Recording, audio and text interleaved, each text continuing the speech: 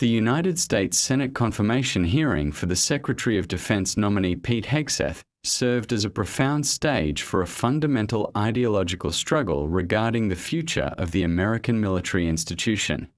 Senator Kirsten Gillibrand spearheaded a rigorous interrogation that transcended mere administrative vetting to touch upon the very core of military identity and operational philosophy in the 21st century. This confrontation was not merely a clash of personalities, but a collision between a traditionalist view of martial prowess and an evolving institutional mandate for inclusivity and modernization. Hegseth found himself defending past public assertions that suggested the presence of diverse groups within the ranks might inadvertently compromise the lethality of the force. Gillibrand countered this by framing diversity not as a social experiment, but as an essential component of contemporary combat effectiveness and national resilience. The dialogue surrounding women in combat roles became the primary flashpoint during this high-stakes legislative session as both figures attempted to define the parameters of military excellence. Hegseth argued that his skepticism regarding women in frontline combat units was rooted in a commitment to maintaining the most strenuous physical and tactical standards imaginable. He maintained that the biological realities of high-intensity warfare necessitate a focus on raw physical output, which he believes can be diluted by gender integration efforts. This perspective leans heavily on a classical interpretation of the warrior archetype, where the singular goal of victory justifies the exclusion of any element perceived as a potential logistical or physical liability. However, this stance faces significant pushback from the current leadership within the Department of Defense, which has spent years integrating women into specialized roles. Senator Gillibrand utilized the hearing to highlight the documented successes of integrated units, which have proven that meritocracy and diversity are not mutually exclusive concepts in the theater of war. She argued that the nominee's rhetoric ignores the reality of modern warfare, where cognitive agility and specialized technical skills are often as vital as physical strength. By pointing to the distinguished service records of female soldiers in Iraq and Afghanistan, she sought to debunk the notion that gender integration is a form of social engineering. Her line of questioning suggested that the real threat to military readiness is not the inclusion of capable individuals, but the internal friction caused by leadership that questions their right to serve. This tension illustrates a broader cultural divide within the American polity regarding how much a professional military should reflect the values of the society it defends.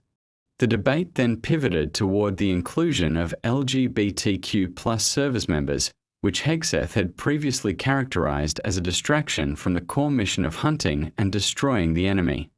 This position suggests a belief that identity politics have permeated the Pentagon to the detriment of unit cohesion and the singular focus required for combat.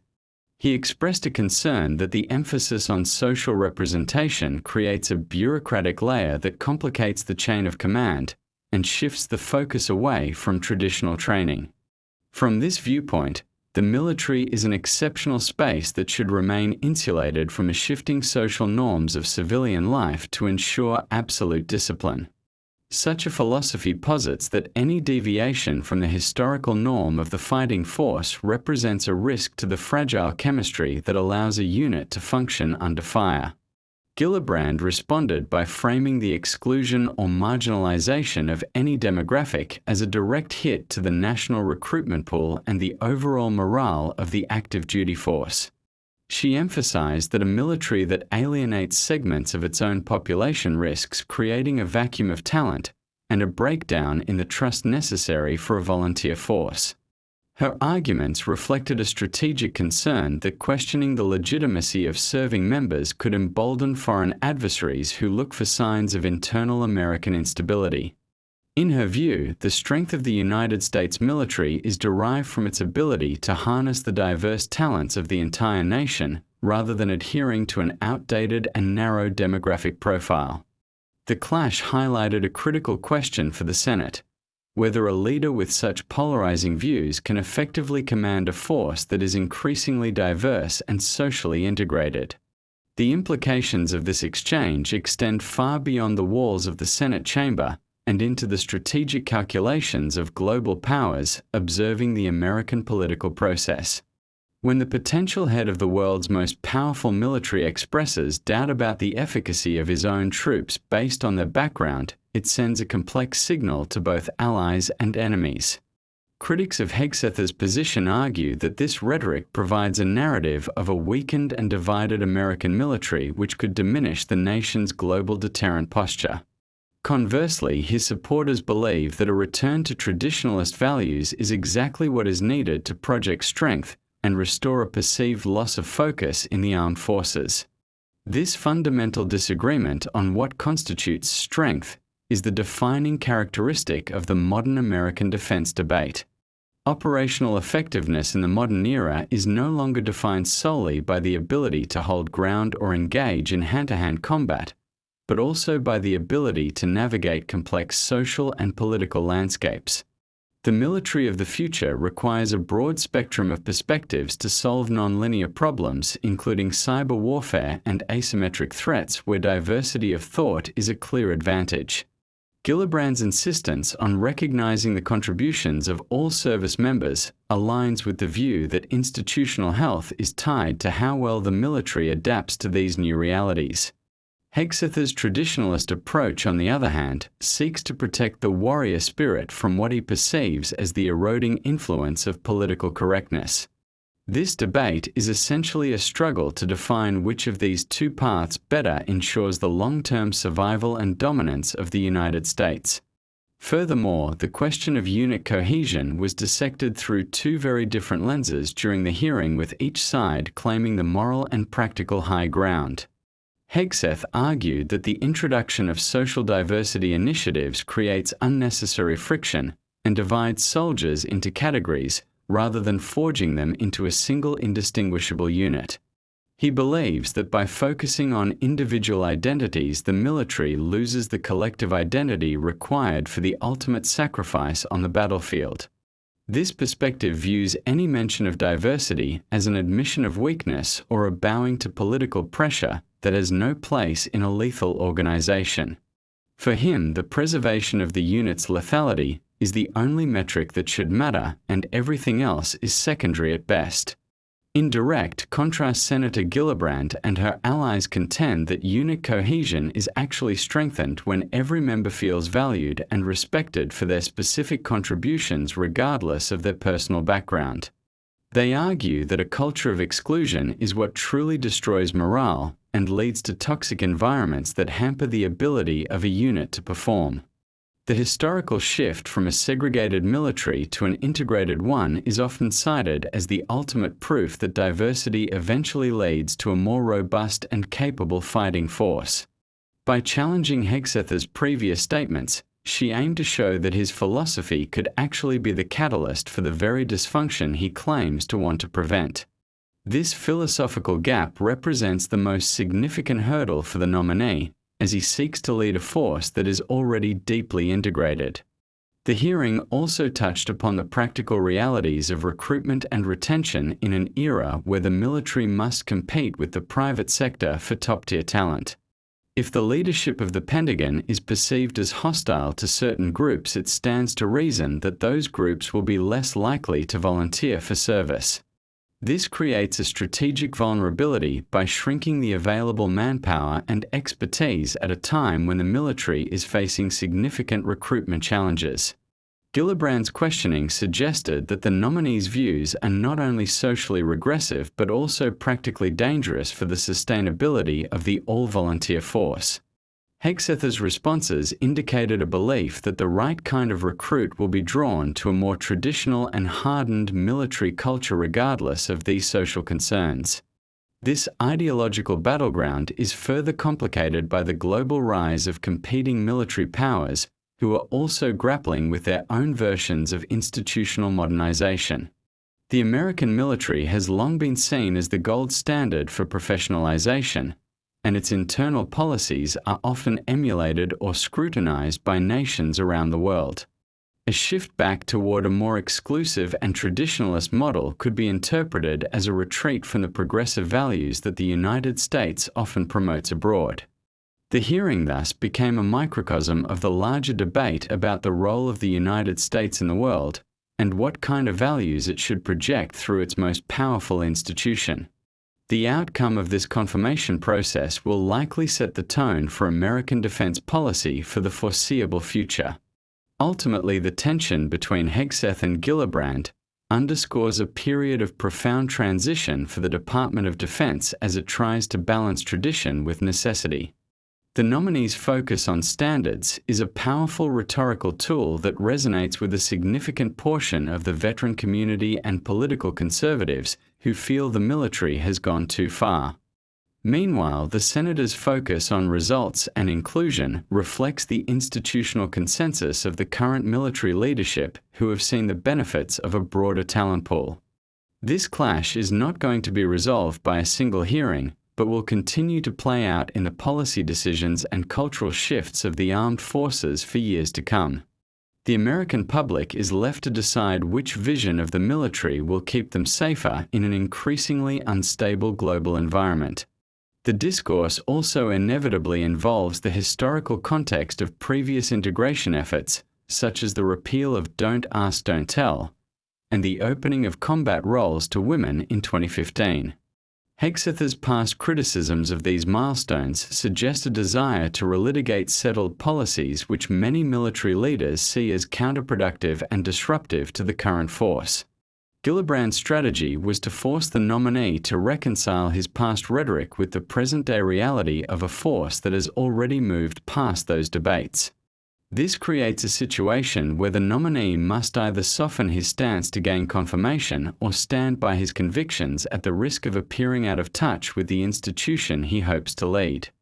This dynamic adds a layer of political drama to an already tense and consequential series of events. As the hearing progressed, the focus on the lethality of the force became a shared vocabulary used to reach vastly different conclusions about the path forward. For Hegseth, lethality is a product of homogeneity and adherence to a specific warrior tradition that he feels is being lost to social progressivism. For Gillibrand, lethality is an output of a sophisticated and diverse team that leverages every possible human advantage to outthink and outmuscle the enemy. These two definitions of the same word illustrate why the debate is so contentious, as both sides believe they are the true defenders of the nation's security. The stakes could not be higher, as the person who wins this argument will hold the keys to the most lethal arsenal in human history. The interrogation by Senator Gillibrand was characterized by a meticulous use of the nominee's own words against him, a tactic designed to highlight a perceived lack of temperament for the role. By quoting specific articles and television appearances, she forced Hegseth into a defensive posture where he had to explain his way out of previous hardline statements. This approach was intended to show that his views were not just private opinions but public declarations that could undermine his authority as Secretary of Defense. Hegseth's defense rested on the idea that as a commentator his job was to provoke thought and challenge the status quo, but as a leader he would be focused on the mission. This distinction between a provocateur and a policymaker is at the heart of the Senate's deliberation over his fitness for the office. The second phase of this intense legislative scrutiny delved into the structural integrity of the military chain of command and how ideological shifts at the top might reverberate through the lower echelons of the service. Critics of the traditionalist approach argue that a return to more restrictive policies would not merely be a policy change but a fundamental disruption to the established professional culture of the modern soldier. If the Secretary of Defense is perceived as biased against certain demographics, it creates a psychological barrier that can impede the flow of honest communication and mutual respect within a unit. Senator Gillibrand emphasized that the strength of the United States military has always been its ability to adapt its internal culture to meet external threats without sacrificing its core values of honor and service. This adaptation is now being tested by a nominee whose public record suggests a desire to reverse decades of gradual integration and social progress. Central to this debate is the evolving nature of modern conflict, which has shifted from the industrial-scale battlefield of the 20th century to the multidimensional and asymmetrical landscapes of today. In this new era, the definition of a warrior has expanded to include cyber operators, intelligence analysts, and logistics experts whose contributions are measured by intellectual output rather than physical dominance. By focusing heavily on the physical standards of the infantry, Hegseth is accused by some of overlooking the vast majority of military roles where diversity of background is a proven asset. The modern battlefield requires a level of cultural intelligence and cognitive flexibility that a more homogeneous force might struggle to provide, especially in counterinsurgency and stabilization missions. This reality forces a reconsideration of whether traditional metrics of strength are still the most relevant indicators of success in a world of hybrid warfare. The psychological impact on active duty personnel cannot be overstated, as the rhetoric from a potential Secretary of Defense directly affects their sense of belonging and professional security. For a female officer who has spent her career breaking glass ceilings, or an LGBTQ+ soldier who has served openly since the repeal of restrictive laws, the nominee's comments feel like a personal indictment of their service. This creates an environment of uncertainty that can lead to a brain drain as highly skilled individuals choose to take their talents to the private sector where their identities are not a subject of political debate.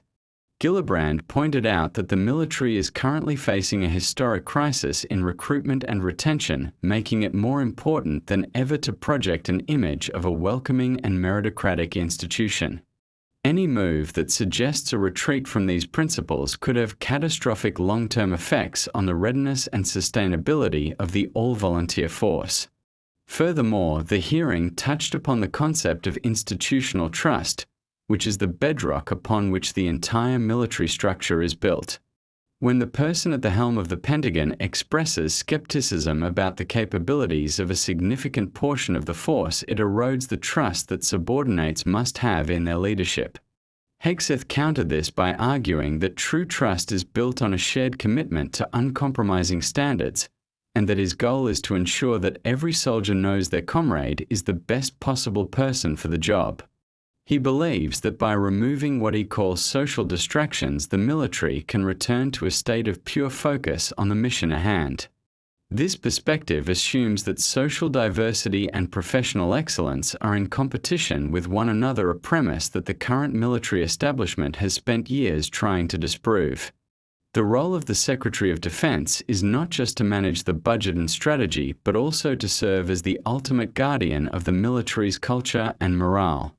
During the questioning, it became clear that Gillibrand views the role as one of a transformer who must lead the military toward a more inclusive future to remain competitive. Hegseth, on the other hand, views himself as a restorer who wants to pull the institution back from what he sees as a dangerous drift into political activism. This clash of roles highlights a deeper systemic question about the extent to which the military should be a reflection of the civilian society it serves, or a separate entity with its own distinct and unchanging set of rules. The answer to this question will determine how the United States projects its power and its values on the global stage for the next generation. Strategic deterrence also relies heavily on the perception of a unified and disciplined force that is capable of executing complex missions without internal friction. If adversaries perceive the American military as being embroiled in a cultural civil war, they may be more inclined to test American resolve in regions like the Indo-Pacific or Eastern Europe. The hearing highlighted that the debate over diversity is not just a domestic issue, but a matter of national security that impacts how the United States is viewed by its rivals. Gillibrand's line of questioning suggested that by questioning the legitimacy of certain service members, the nominee is inadvertently providing propaganda material for those who wish to see the United States falter. This elevates the discussion from a matter of social policy to a high-stakes component of global strategic competition, where perception is often as important as reality. The nominee's past work in the media also became a focal point for analyzing how his public persona might conflict with the requirements of a cabinet-level position. As a commentator, Hegseth was paid to be provocative and to take hardline stances on controversial issues which often involved criticizing the very institution he now seeks to lead. This transition from a critic to a leader is fraught with difficulty, as his previous statements are now being used as a roadmap for his potential policies.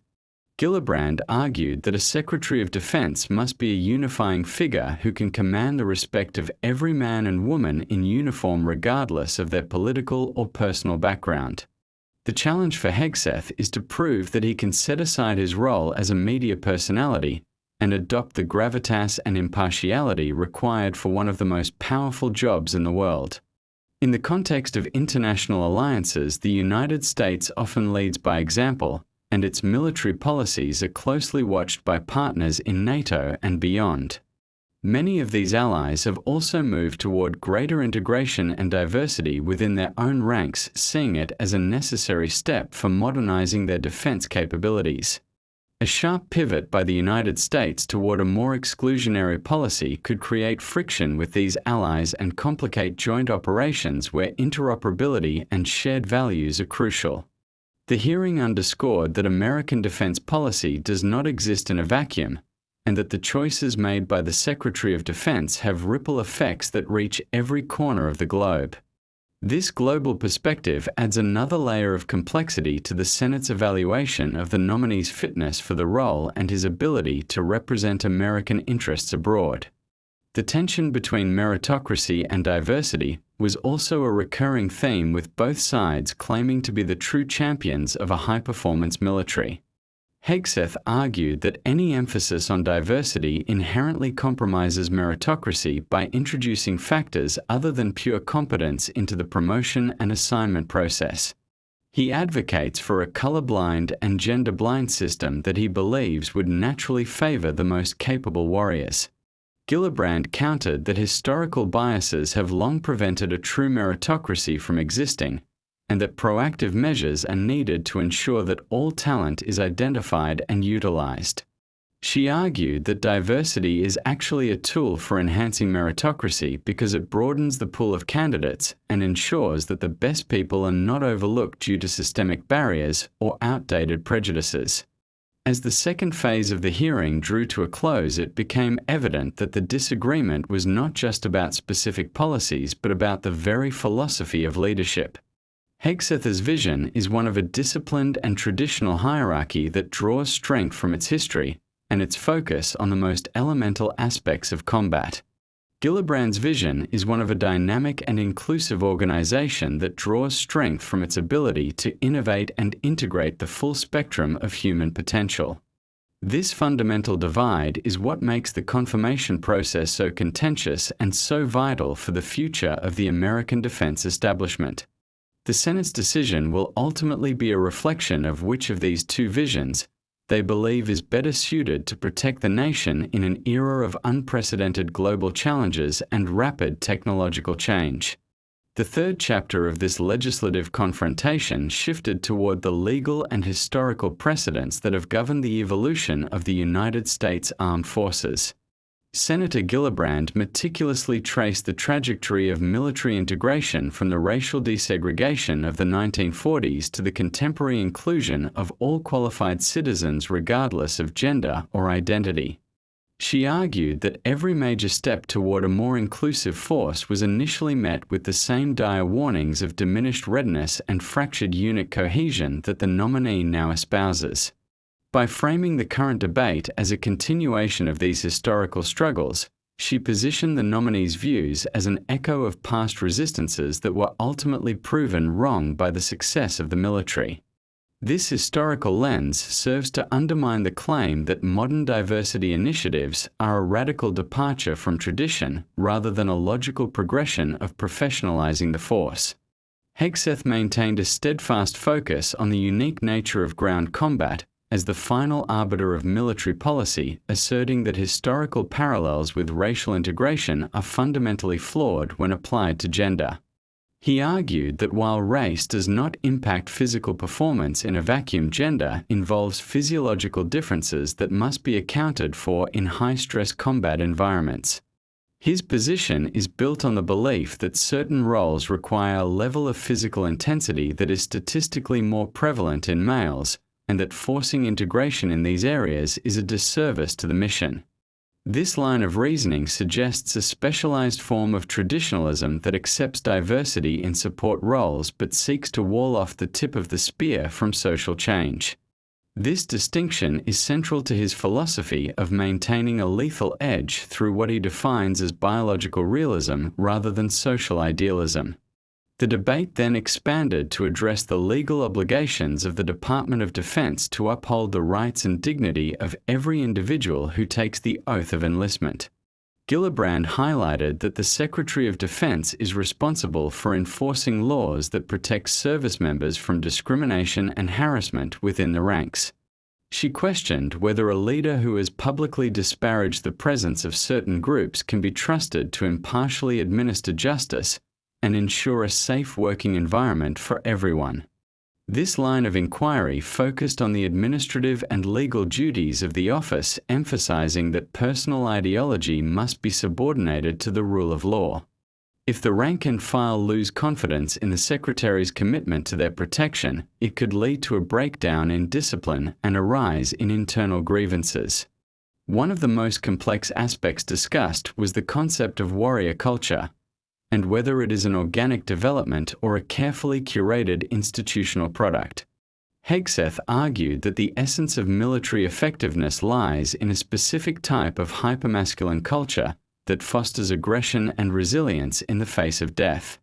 He believes that the introduction of inclusive language and sensitivity training erodes this culture, making the military soft and less capable of enduring the horrors of war. From this viewpoint, the military is not a corporation or a social club, but a specialized instrument of violence that must remain distinct from the softening influences of modern civilian life. This perspective resonates with a segment of the veteran community that feels the modern military has lost its way in a sea of bureaucracy and political correctness. Conversely, the counterargument presented during the hearing suggests that a modern warrior culture is built on professional competence, mutual respect, and technical mastery rather than a specific demographic profile. Gillibrand pointed out that some of the most elite and lethal units in the world, including specialized intelligence and special operations support teams, rely on a diverse set of skills that transcend traditional physical traits. She argued that a culture of professional excellence is inclusive by nature because it prioritizes the ability to achieve the objective over the identity of the person doing the job. In her view, the nominee's vision of a warrior culture is an anachronism that fails to account for the complexity of modern multi-domain operations. This philosophical divide goes to the heart of how the United States intends to recruit and train its future leaders. The hearing also touched upon the critical issue of sexual assault and harassment in the military, which remains one of the most persistent challenges for the Department of Defense. Gillibrand has been a long-time advocate for reform in how the military justice system handles these cases, and she expressed concern that the nominee's rhetoric could embolden those who hold dismissive attitudes toward female service members. She suggested that a leader who questions the very presence of women in certain roles might inadvertently create a culture where harassment is tolerated or minimized. Hegseth responded by stating his commitment to a zero-tolerance policy for any behavior that undermines discipline, but he remained firm in his belief that gender integration itself can contribute to social friction. This exchange highlighted the difficulty of balancing a commitment to individual safety with a desire to maintain a traditionalist organizational structure. The strategic importance of the all-volunteer force was another recurring theme as the committee considered the long-term sustainability of current defense policies. Since the end of the draft, the military has had to rely on its ability to attract young Americans who are increasingly diverse and socially conscious. If the Pentagon is seen as a place that is hostile to the values of the rising generation, it will face an existential threat to its manpower requirements. Gillibrand argued that the nominee's positions are out of step with the demographic reality of the country, making it harder to fill the ranks with high-quality recruits. Hegseth countered that the military should not be a mirror of society, but an elite calling that attracts those who are willing to adhere to its unique and rigorous standards regardless of current social trends. The international perception of American military stability was also scrutinized, as any sign of internal ideological conflict can be exploited by foreign propaganda machines. The hearing served as a reminder that the Secretary of Defense is a global figure whose words carry weight with both allies and adversaries around the world. A secretary who is seen as divisive could complicate diplomatic efforts to build coalitions and maintain the international order that the United States has led since the end of the Second World War. Gillibrand's questioning aimed to demonstrate that the nominee's past statements could be a liability in the delicate arena of international defense diplomacy. This consideration adds a layer of geopolitical risk to the domestic political debate over his confirmation. Furthermore, the discussion moved into the realm of technological advancement and how the human element of the military must evolve alongside new weapon systems. The rise of artificial intelligence drone warfare and electronic signals intelligence requires a force that is highly educated and capable of complex problem solving. Critics of the traditionalist view argue that the physical-centric model of the military is becoming less relevant in an era where wars are won through data dominance and technological superiority. By focusing so heavily on the traditional infantry model, Hegseth is seen by some as preparing for the wars of the past rather than the conflicts of the future. This technological dimension of the debate suggests that diversity is not just a social good but a technical necessity for a military that must innovate to survive. As this portion of the hearing concluded, the fundamental question remained whether the military should be led by a reformer or a traditionalist at this pivotal moment in history. The nominee's belief in a return to a more exclusive and hardened force represents a significant departure from the trajectory of the last several administrations. The senator's insistence on inclusivity and modernization reflects a belief that the military must evolve to remain the most powerful force on Earth. This ideological struggle is not just about the person who will lead the Pentagon, but about the very soul of the American military institution. The eyes of the nation and the world remain fixed on the Senate as it weighs these competing visions for the future of global security. The fourth act of this legislative inquiry pivoted toward the economic and fiscal implications of managing a global military workforce under a shifting ideological framework. Senator Gillibrand addressed the massive financial investment the United States government places in the training and development of its service members regardless of their background or identity. She argued that any policy that would marginalize or exclude qualified individuals represents a significant loss of human capital and a waste of taxpayer resources already spent on their professional growth. From this economic perspective, the military is a massive enterprise that requires the most efficient allocation of talent to ensure a return on the national security investment. By questioning the place of certain groups, the nominee is seen as advocating for a reduction in the pool of available expertise, which could lead to increased costs in recruitment and specialized training. Hegseth countered this by suggesting that the true cost to the military is not found in the loss of individuals, but in the erosion of a singular warrior identity due to bureaucratic social programs. He argued that the funds currently allocated toward diversity, equity, and inclusion officers would be better spent on direct combat readiness ammunition and advanced weapons training. His fiscal philosophy is one of austerity regarding social initiatives coupled with aggressive investment in traditional lethality, which he believes is the only way to ensure the military remains a dominant fighting force. This approach views the military budget as a zero-sum game where every dollar spent on social cohesion is a dollar taken away from a sharp end of the spear. This perspective appeals to those who believe the Pentagon has become bloated with non-essential administrative functions that do not contribute to winning a high-intensity conflict. The discussion then moved to the increasingly polarized political climate of the United States and how it threatens the traditionally apolitical nature of the armed forces. Senator Gillibrand expressed grave concern that the nominee's history as a partisan commentator might bring the culture wars directly into the Department of Defense. She emphasized that the military must remain a neutral institution that serves the Constitution and the President regardless of party affiliation or personal belief. If the leadership of the military is seen as taking a side in the nation's social divisions, it could lead to a breakdown in the trust between the civilian government and the uniformed service. This risk of politicization is particularly acute in an era where social media and 24-hour news cycles amplify every internal disagreement into a national scandal. Hegseth sought to reassure the committee that his primary loyalty is to the Constitution and the effectiveness of the force rather than any specific political agenda. He argued that his previous statements were made in the context of a public debate about the direction of the country, and that as secretary he would be focused solely on mission accomplishment. However, the challenge remains in how a leader can separate their well-documented personal convictions from the professional requirements of leading a diverse and multifaceted organization. The committee grappled with whether it is possible for a figure who has been a vocal critic of current military leadership to suddenly become the steward of that same institution without causing internal strife. This transition from an outsider critic to an ultimate insider is one of the most difficult paths in American governance. The impact on total force readiness, which includes the National Guard and the reserves, was also brought to the forefront of the deliberation.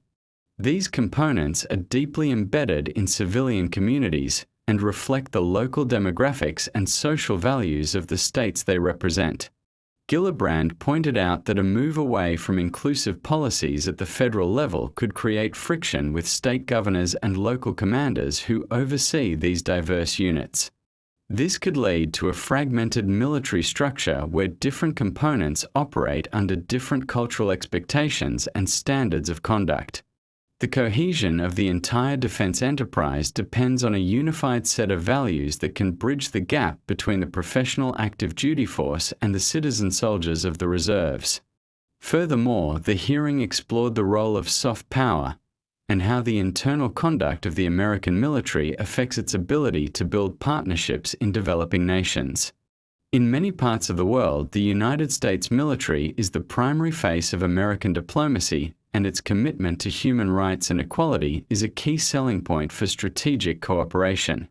Gillibrand argued that if the United States retreats from these values within its own ranks, it loses the moral authority to advocate for them abroad. This could empower rival nations who do not share these democratic values to fill the vacuum and offer an alternative model of security cooperation. The debate thus touched upon the very essence of American exceptionalism and whether that exceptionalism is tied to its social progress or its military dominance. The nominee was also questioned on his views regarding the role of the Joint Chiefs of Staff and the traditional advice-giving process that informs presidential decisions. Hegseth has in the past criticized senior military leaders for being too woke or too focused on careerism at the expense of tactical boldness. This creates a potential for a contentious relationship between the civilian Secretary of Defense and the professional military officers who lead the various branches of service. Gillibrand suggested that such a relationship could lead to a yes-man culture where dissenting professional opinions are suppressed in favor of ideological alignment with the Secretary. Ensuring a healthy and transparent relationship between civilian and military leadership is vital for avoiding strategic blunders and maintaining the integrity of the National Command Authority. The concept of deterrence by denial was another strategic element discussed in the context of personnel policy and institutional strength. Deterrence relies not just on having the best technology, but on having a force that is perceived as resilient, disciplined, and unbreakable in its resolve. If an adversary believes that the American military is distracted by internal cultural debates, or that its units are suffering from low morale, it may be more likely to engage in provocative actions. Gillibrand argued that the nominee's rhetoric contributes to this perception of weakness by highlighting and exacerbating internal divisions. Hegseth countered that true resilience comes from a return to the fundamentals, and that a force that is politically correct is a force that is inherently more fragile under the pressure of actual combat. As the hearing moved into its final stages, the focus returned to the individual service members who are currently deployed in harm's way. The committee considered how the words spoken in a Senate hearing room resonate in a cockpit over the Middle East or in a submarine in the South China Sea. For these individuals, the debate is not academic but a direct reflection of how their service and their sacrifices are viewed by the highest levels of government. Gillibrand's insistence on a leader who respects every member of the force is a call for a secretary who can provide moral as well as strategic leadership. The nominee's insistence on a return to traditional standards is a call for a leader who he believes will prioritize the warrior above all other considerations. This ideological struggle represents a crossroads for the American defense establishment as it prepares for a century that will likely be defined by great power competition and rapid social change. The decision facing the Senate is whether to embrace a vision of the military that is an engine of social integration and modern professionalization, or one that remains a bastion of traditionalism and singular focus. Both sides claim that their path is the only one that can ensure the survival of the nation in an increasingly dangerous world. This fundamental disagreement is why the confirmation of the Secretary of Defense has become one of the most watched and debated events in recent political history. The outcome will leave a lasting mark on the character and the capabilities of the United States Armed Forces for decades to come.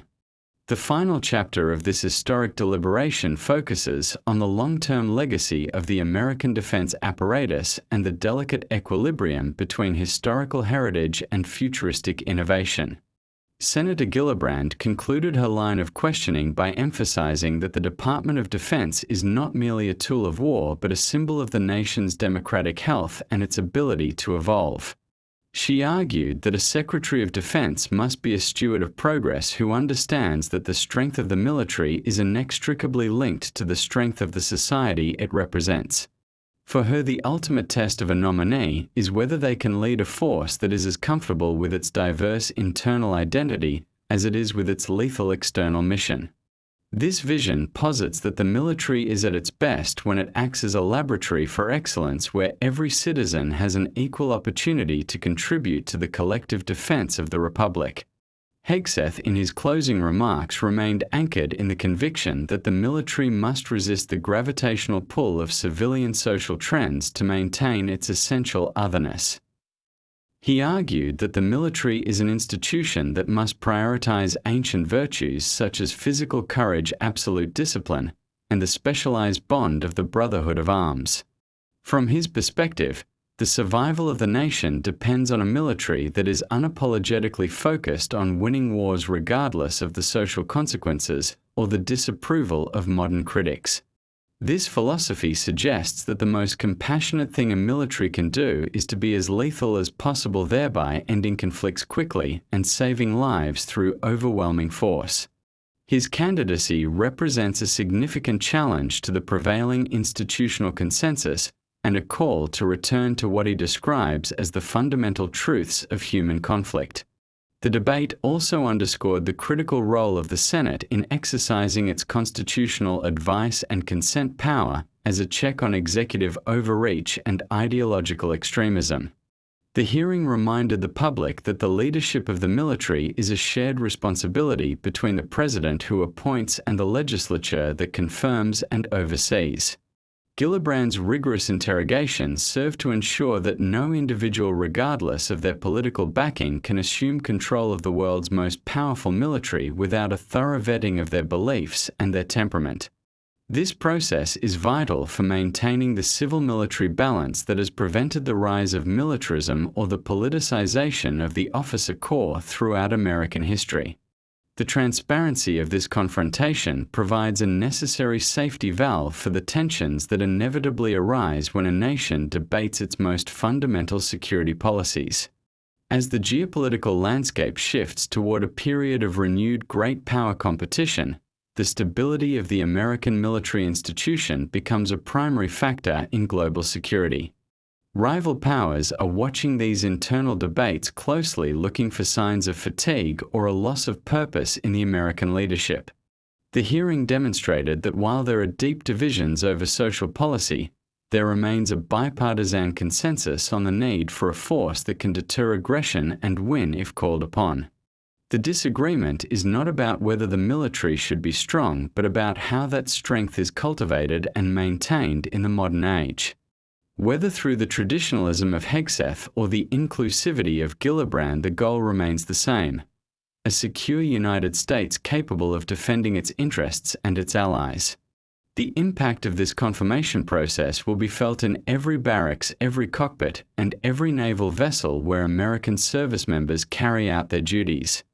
These individuals are the ultimate stakeholders in this debate, as they are the ones who must live with the consequences of the policies decided in Washington. For many, the debate over diversity is secondary to the practical concerns of training equipment and the clarity of their mission. A successful Secretary of Defense must be able to bridge the gap between these high-level ideological struggles and the day-to-day realities of military life. The final measure of the next Secretary's success will be the readiness of the force to meet an uncertain future with confidence and unity of purpose. In conclusion, the clash between Senator Kirsten Gillibrand and nominee Pete Hegseth is a defining moment for the 21st century American military. It represents a struggle to define the warrior for a new era and to determine how much of the past must be preserved to protect the future. While the facts of the nominee's past statements remain unchanged, the interpretation of those facts remains the central point of contention in a nation that is itself trying to find its way. The outcome of this process will signal to the world whether the United States is doubling down on its traditional martial roots or embracing a more complex and inclusive version of military power. Regardless of the individual, confirmed the debate itself has strengthened the democratic process by forcing a public accounting of the values that underpin the nation's defense. The future of American global leadership depends on the ability of its leaders to synthesize these opposing viewpoints into a coherent and effective national security strategy. The military must be both lethal and inclusive, both traditional and innovative, and both a reflection of society and a specialized instrument of statecraft. This duality is the source of the American military's unique power and also its most persistent source of internal friction. As the Senate prepares to cast its final vote, it does so with the knowledge that the person who leads the Pentagon will shape the course of history for years to come.